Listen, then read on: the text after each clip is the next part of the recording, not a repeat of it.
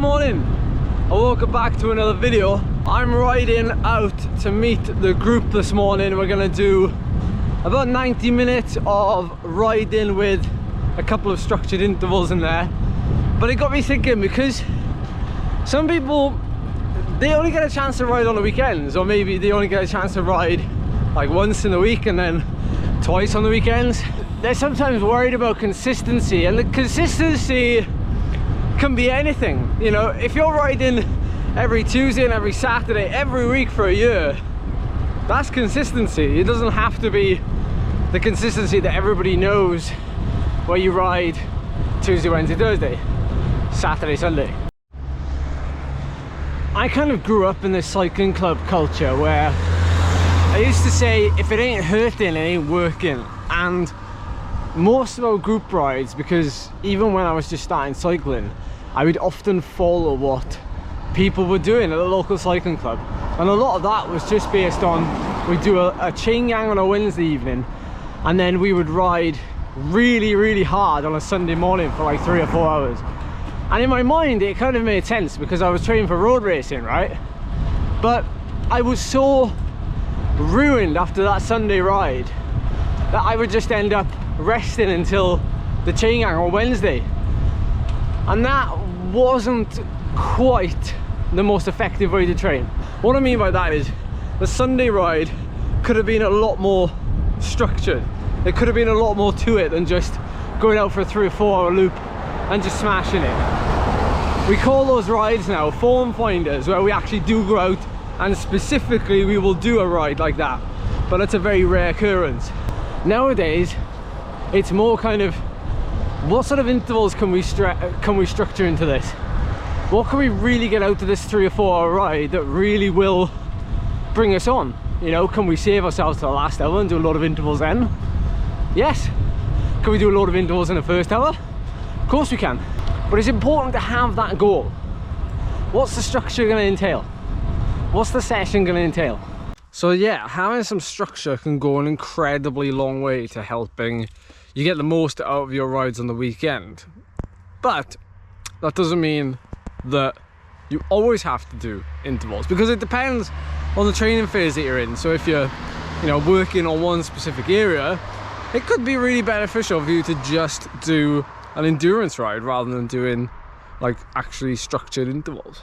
So on today's group ride, we actually got some 30-second intervals done with some quite short rests, just over 3 minutes. And for a lot of the people who come out on these group rides, you know, they don't ride so much in the week, they just ride on the weekend. So gone are the days where they just wanted to do like a group ride with no intervals or any structure, they're just out riding. They wanted to include something. So that's kind of why I got these rides set up, so that people have got something to get their teeth into and look forward to at the end of the week. Plus, you can structure the rest of the week around that weekend ride. If your weekend rides tend to be your longest rides, which for a lot of people they are, use it as a chance to test out, you know, your nutrition strategy, or different nutrition, or, you know, maybe even, you know, God forbid, fasted training on longer rides. Use it to experiment. If you are struggling for time and you want to make the most of your weekend riding, for example, don't waste the time that you have, or don't waste the time that you're out on your bike. And by that I mean, not don't ride zone 1, stay away from zone 1, stay away from zone 2, because people often say this and this, X, Y and Z. People often say that X, Y and Z is junk mileage and you should never do it and you should stay away from it. I don't mean that. I don't mean, you know, stay away from those things because they're junk. What I mean is, like today, if the group ride starts at 8, get out the door at 7. Do an hour before the group ride. Do the group ride. If it's 90 minutes, you've already banked 2.5 hours. Then, you know, if it's still early in the day, in the morning, get another hour on top of that. You know, you can play around with the interval structure, but regardless of what it is, you're still riding your bike, and that is the number one thing, riding your bike. I actually did it for years as I was building up, and I was getting stronger and fitter. And when I got to, you know, by the time I was 18, 19 years of age, I was able to do the Sunday group rides, which were like 4 hours. I was able to actually get up and get an hour in before that ride. A lot of people would say I was crazy for doing it, but I was being smart. I was getting that extra hour in. It was nothing special. Most of the time it was just general riding. But the point is, it formed a progression. It formed a stepping stone. That might have been the biggest riding day I would have had over a 3-week block. And that's how I would have fitted it in. If there was no other way of fitting it in, I'd make myself get up, cram it in and do it before. Don't let people tell you, oh, you're keen because you've got up to do it. No, you're doing it for a reason. Not because you're just keen. Get after it.